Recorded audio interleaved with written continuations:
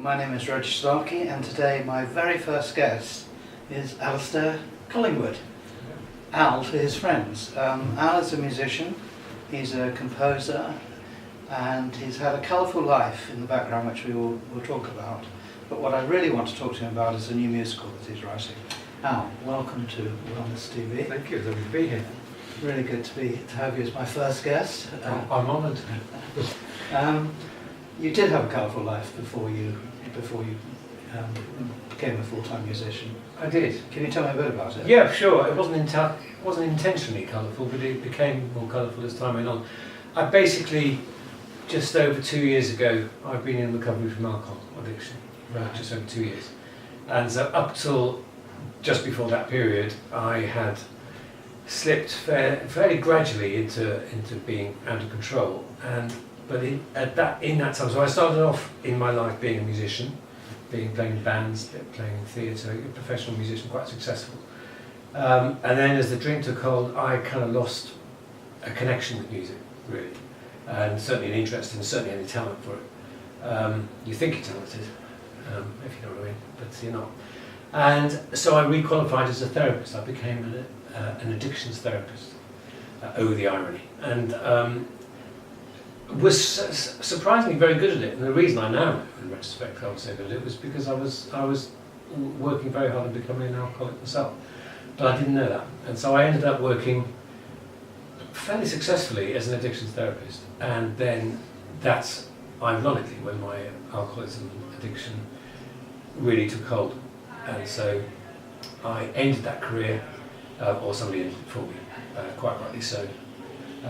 Just over about 2.5 years ago, so not long ago. So it was a case of Dr. Hill thyself. Then you joined the lunatics in the asylum, and then you left that situation and started playing music again. You're a pianist, aren't you? Yes. Yeah. Do you play other things? No, not well. No, yeah, I play.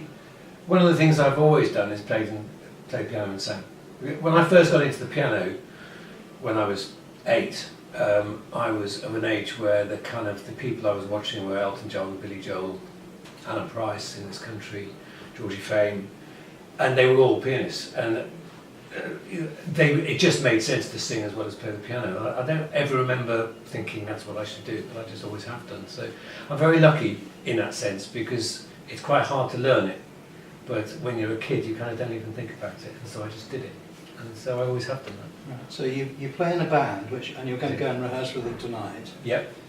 And you also play in old people's homes, I think you do. I do. I mean, basically what happened was almost immediately, the last couple of years, I realised that I didn't think I could play without a drink. Not literally in my hand, but certainly at my side. And I can, and actually I'm a lot better, I feel. And so I needed to find a way. It's quite hard to make a living at music full time. And I'd done it before in TV and that kind of stuff, but I've been out of that game such a long time. I needed to find a way of making music and getting paid on a day-to-day basis, so that I could then look at other things which are more speculative, basically. And so I was recommended by my lovely girlfriend to try to contact care homes, old people's homes.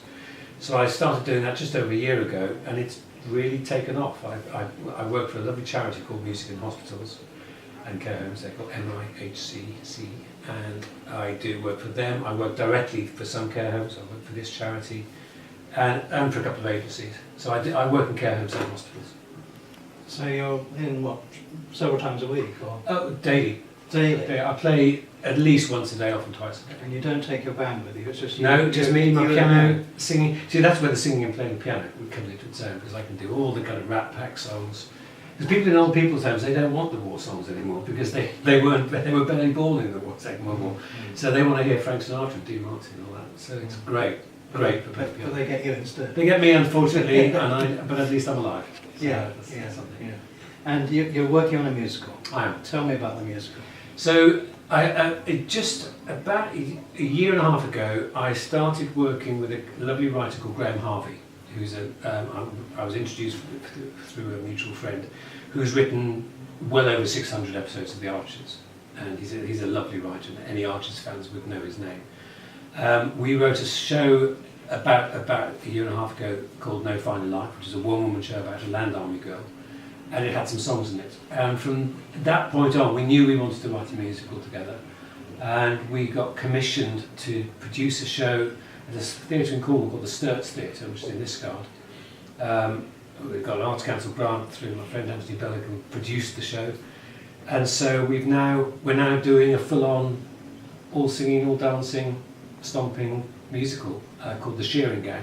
And it's about shearing gangs. I'd never heard of such things, but basically in the country, they're gangs of normally young kids who go around and offer themselves to farms on a freelance basis as shearers, because it's much more cost effective for the farms.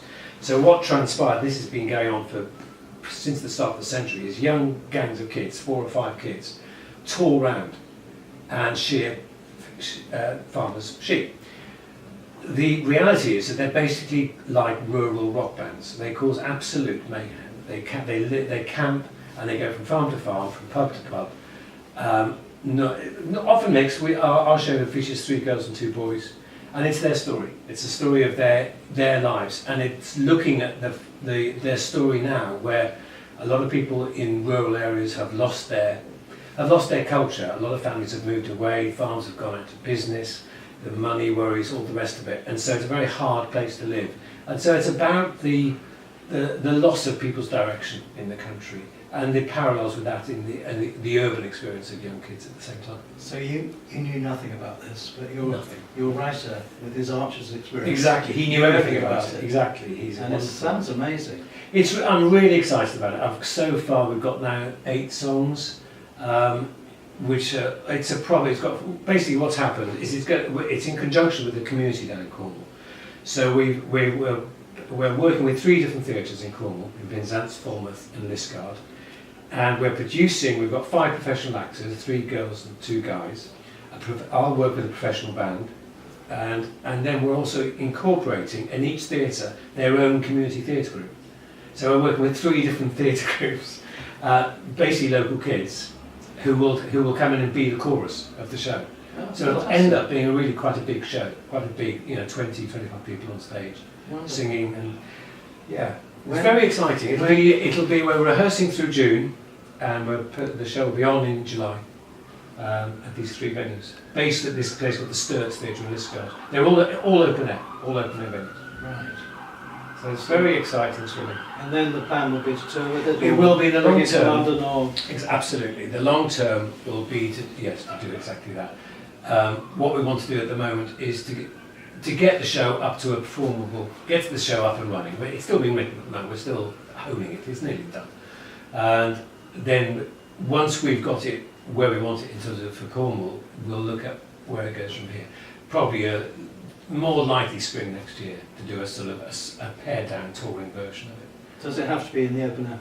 No, not at all. No, it'll make a very good studio, sort of medium-sized theatre show. So that's the plan. Sounds wonderful. I think that's all I want to hear from you today. That's very good. It's lovely to talk to you. I look forward to seeing you again very soon. It's good to see you.